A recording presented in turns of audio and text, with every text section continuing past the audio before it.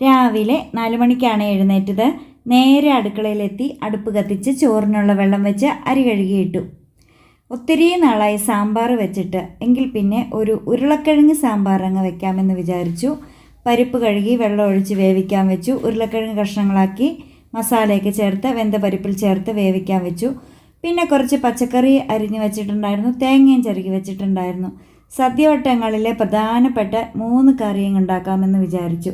സാമ്പാർ കഷ്ണങ്ങളൊക്കെ വെന്തു. അങ്ങനെ സാമ്പാർ പൊടി കടുകിട്ട് പൊട്ടിച്ച് ചേർത്തു. അപ്പോൾ സദ്യവട്ടത്തിലെ മറ്റൊരു പ്രധാന കറിയായ അവിയൽ കൂടി ഉണ്ടാക്കിയിട്ടുണ്ടായിരുന്നു. പിന്നെ പപ്പടവും കാച്ചിയിട്ടുണ്ടായിരുന്നു. അന്നത്തേക്കും നമ്മുടെ ചോറ് വെന്തു. ലഞ്ച് ബോക്സിലേക്കുള്ള ചോറ് നേരത്തെ തന്നെ കോരി മാറ്റിയിട്ട് കുടിക്കാനുള്ള കഞ്ഞിവെള്ളവും മാറ്റിവെച്ച് ചോറിനെ അങ്ങ് വാർത്തിട്ടു. അങ്ങനെ ഇന്നത്തെ ജോലികളൊക്കെ കഴിഞ്ഞ് എനിക്ക് കൊണ്ടുപോകാനുള്ള ലഞ്ച് ബോക്സും റെഡിയാക്കി. ടാറ്റാ.